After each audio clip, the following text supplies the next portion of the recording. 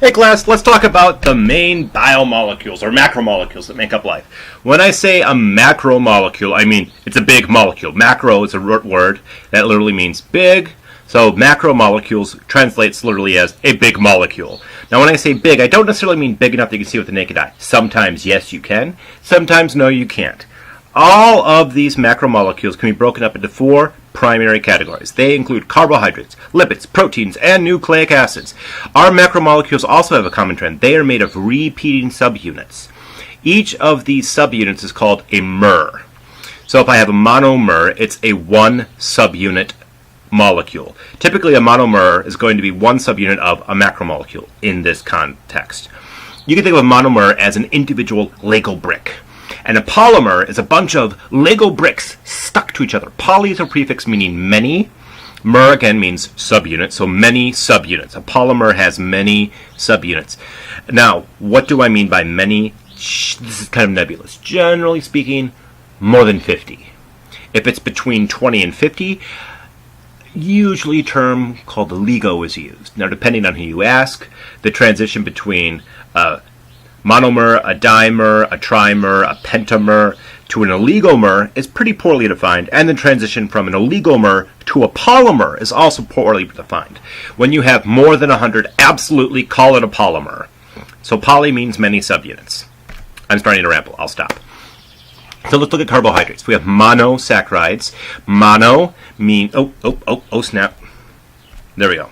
Mono means one. Saccharide is a traditional root word for sugar, so a one subunit sugar. Most monosaccharides are going to be 6-carbon sugars, so think of glucose or fructose, the two most common ones that we'll think of. A disaccharide is made of two monosaccharides stuck together, two carbohydrate monomers stuck together. Classic examples of disaccharides include maltose, lactose, or sucrose, table sugar. We all love table sugar. And then a polysaccharide is going to be a chain of many monomers or monosaccharides. So we can think of starch from plants, cellulose from plants, or glycogens, which is complex carbs stored in human beings. What do we use in a microbiology setting? Starch and glycogen are going to be storage molecules. They store carbohydrates for later use. Cellulose is typically a structural polysaccharide. We'd also got lipids. We have triglycerides, aka fat. Phospholipids, which make up cell membranes, waxes, which are typically going to be part of the glycocalyx of a microorganism, or steroids, which are going to be used to regulate the endocrine system of many multicellular eukaryotes. Proteins are made of repeating subunits of amino acids, and then nucleic acids, aka DNA, RNA, are made of repeating nucleotides. So let's talk about carbs in detail. Every carbohydrate is going to have some version of the formula CH2ON. For every one carbon in a carbohydrate molecule, there are 2 hydrogens and 1 oxygen. And if we look at this ratio here, 2 hydrogens and 1 oxygen make up a water. So when we came up with the traditional name for a carbohydrate back in the late 1800s, when these carbohydrates were initially being studied, it was thought that they were repeating water, that there were lots of water molecules in carbohydrates for every carbon.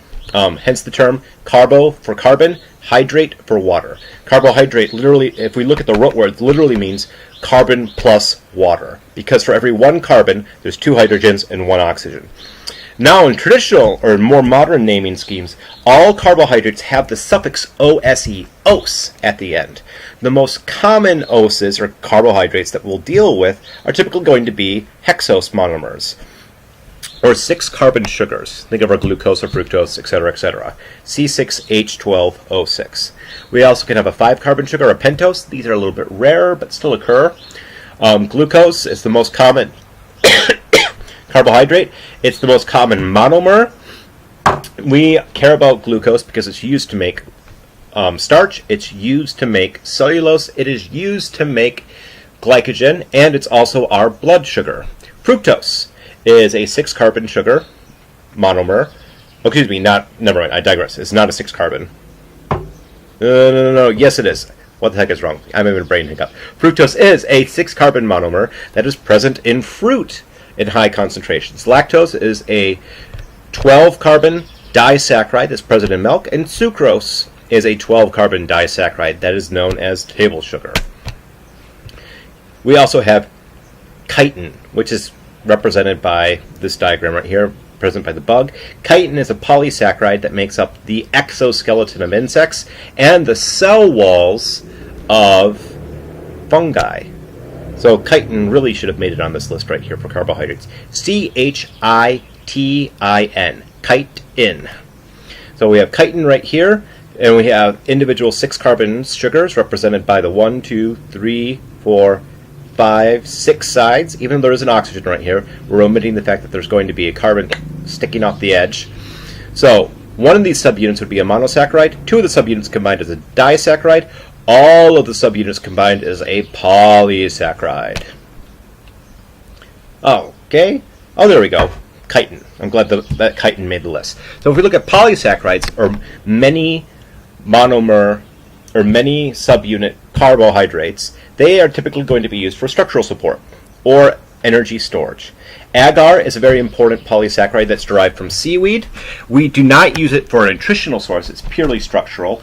One very important thing that are characteristic of agar is that we use it to make petri plates or media, solid media in a microbiology setting.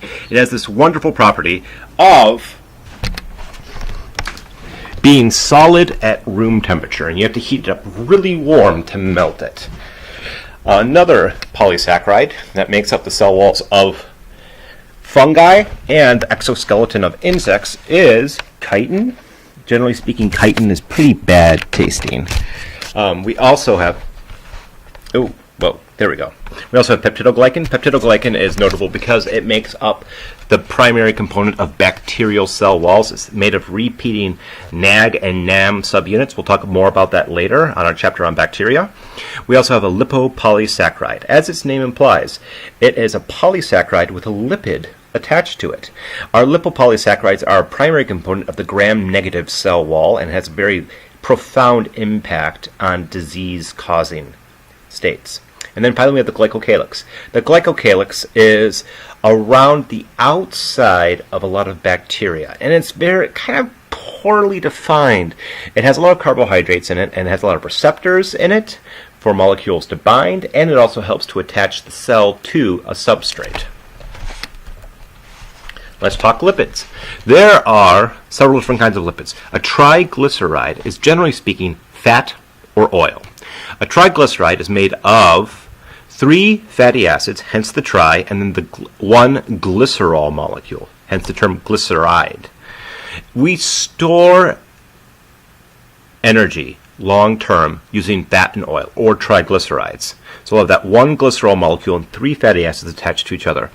These fatty acids can be saturated or unsaturated. Generally speaking, if the fatty acids are saturated, we're going to have fat, or something that's solid at room temperature. If the fatty acids are unsaturated, generally speaking, we're going to have something that's an oil or liquid at room temperature. We can store triglycerides in a droplet or a globule in our body, and our triglycerides are a very potent source of energy storage. If you ever take time to read nutrition information, you know that there's a lot more calories in a gram of fat compared to a gram of protein or a gram of carbohydrates. Lipids, particularly triglycerides, yield over twice as much energy per gram compared to carbohydrates or protein. So here's a classic triglyceride. We can have one glycerol molecule and then 3 fatty acids attached to it. Actually, here we go, over here. 1 glycerol, 3 fatty acids.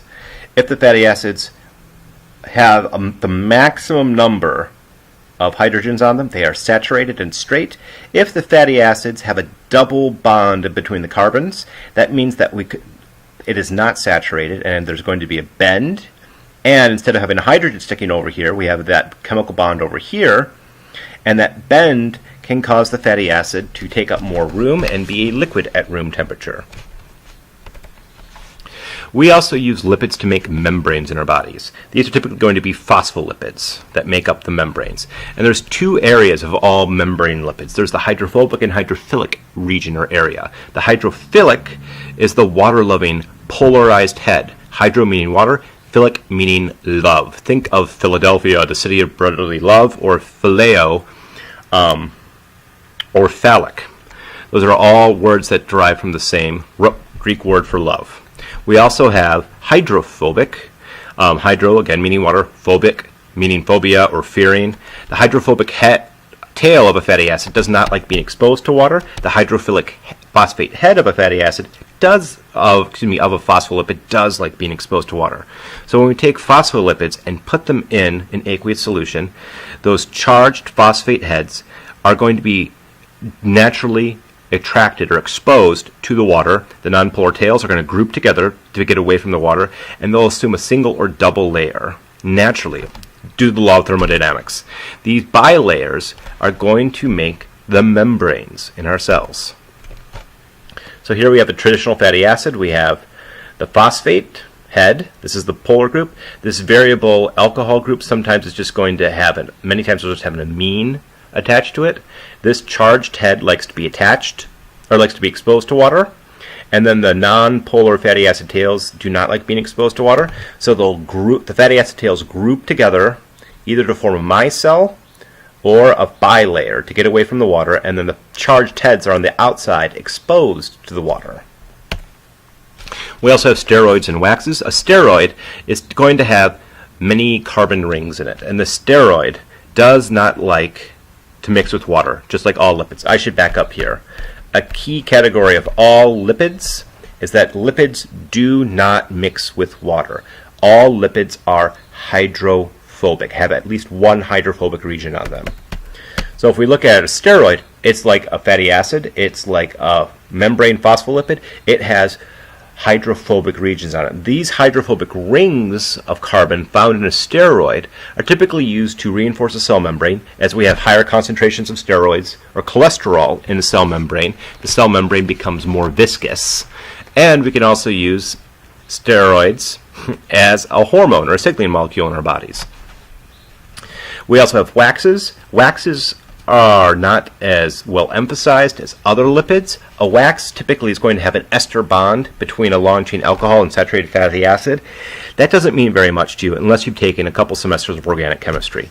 Generally speaking, you can think of a wax as a fatty acid with some special alcohol bonds in it. Waxes, because of their long fatty acids and because of their polar alcohol groups, are capable of sticking to something and then waterproofing it.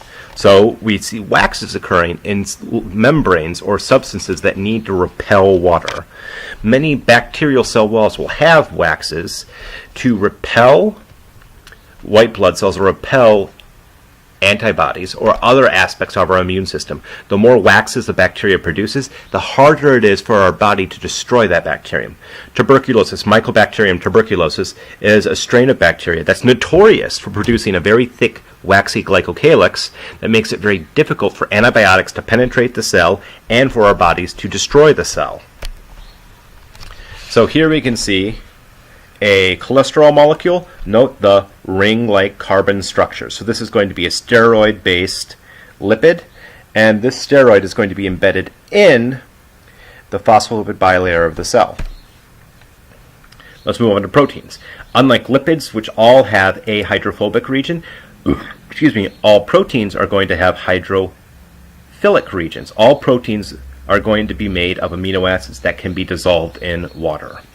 The most common organic molecule or macromolecule in all life forms is a protein. What do we do with proteins? We make many structural molecules, we make many regulatory molecules, we also make signaling molecules out of proteins. The individual building blocks or Lego bricks or monomers, so to speak, of a protein is called an amino acid. In human beings, there are 20 different amino acids that make up our proteins. In nature, and particularly in a laboratory setting, there is an infinite number of amino acids capable of being produced. Generally speaking, though, there's going to be a set limit to what occurs in nature. If we take a small number of amino acids and attach them to each other, we call it a peptide.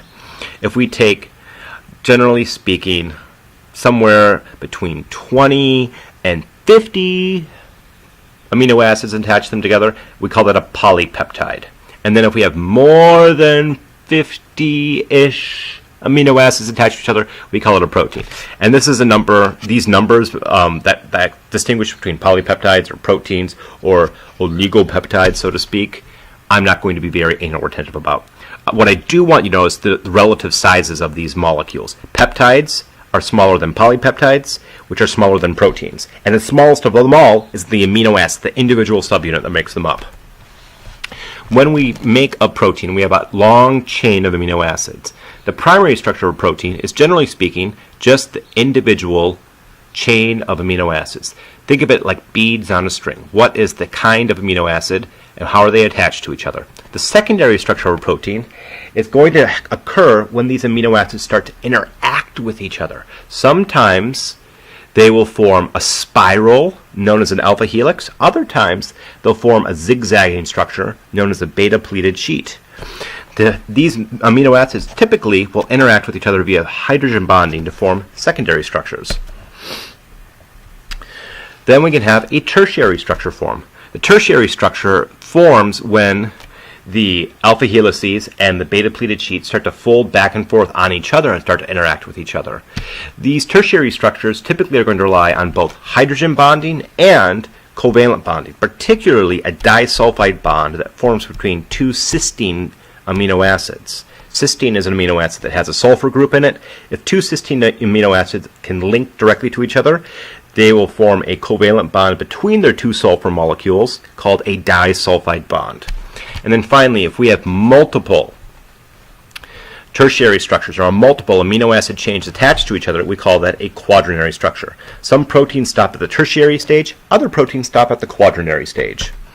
So here we see in this figure, we have individual amino acids on a string. The sequence of the amino acid is referred to as the primary structure. This individual sequence of the amino acids will call beta-pleated sheets, alpha helices, or just random nonsense. That's the secondary structure. Those alpha helices and beta-pleated sheets will interact with each other to form a tertiary structure, and then multiple separate chains of amino acids or multiple tertiary structures can interact to form a quaternary structure.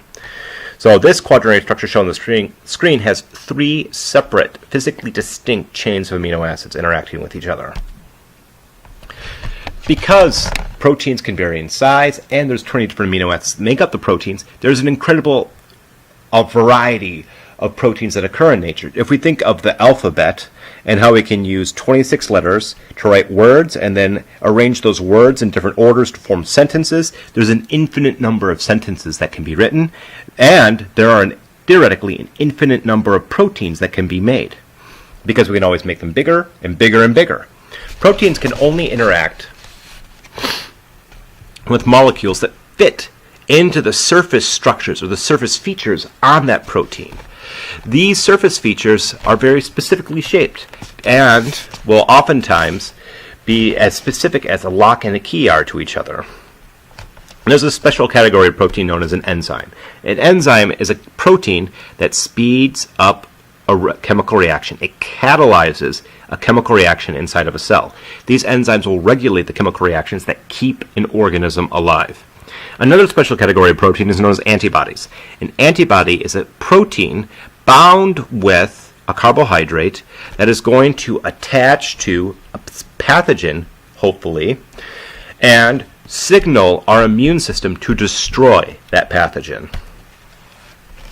When we're working with proteins, the shape of the protein is super important. If we have the wrong shape, the protein can't perform the correct function.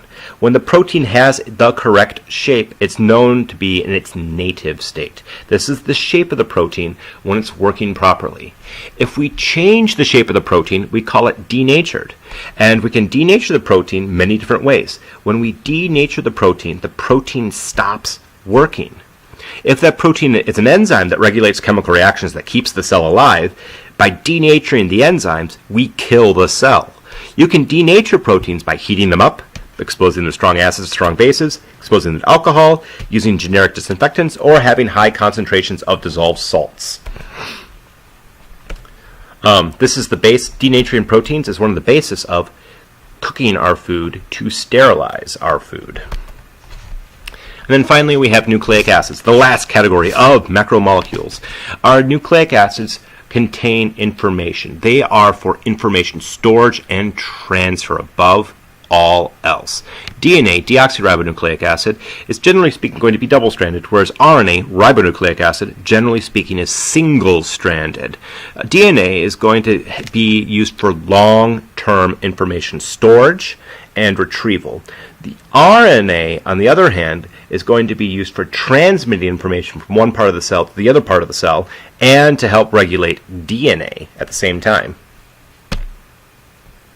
As I mentioned, DNA is double-stranded. There's going to be two long strands of nucleotide monomers linked together by hydrogen bonds. A always binds with T, so adenine always pairs with thymine. G pairs with C. Guanine always pairs with cysteine. Adenine and thymine are held together by 2 hydrogen bonds. Guanine and cysteine are held together by 3 hydrogen bonds. So we can see some A's and T's, some C's and G's, and then we have individual nucleotide subunits that repeat. Note on this figure we only have 1 hydrogen bond shown in between, so they aren't actually taking the time to specifically show the number of specific hydrogen bonds that hold the DNA subunits together. Whereas with RNA, RNA is typically going to be single-stranded, and these subunits do not hydrogen bond with each other as readily. Let's talk about RNA, ribonucleic acid. Ribonucleic acid is made of long chains of nucleotides, just like DNA is, but it's usually, most of the time, in a single strand. We can have messenger RNA, or mRNA, which is going to be used to move information around and helps determine the order of amino acids in the primary structure of a protein. We'd have transfer RNA, or tRNA, that carries amino acids to a protein as the protein is being made. And we have ribosomal, or rRNA, which is a nucleic acid that makes up the bulk, or the majority, of the ribosome. We also can use RNA to regulate DNA as well, and that's where we have the SI, or small interfering RNAs, or we can have other RNAs that have been discovered recently that will regulate DNA expression. The last nucleic acid we're going to talk about is ATP, adenosine triphosphate. It's made of 1 adenosine and then 3 phosphate molecules attached to a ribose sugar. Adenosine triphosphate is the energy currency of the cell, or the energy molecule of the cell. When we need energy immediately to power a chemical reaction in our bodies, and in most organisms, we use ATP as the preferred energy source. You can think of ATP as cash in your wallet.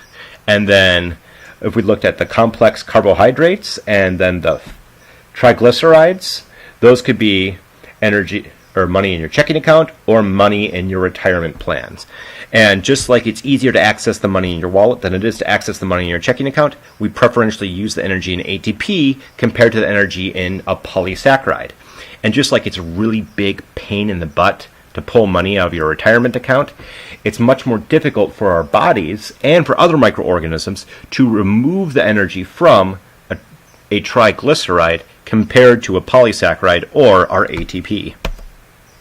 Here's the structure of ATP. We have those 3 phosphates, the 1 ribose sugar, and then the adenosine subunit.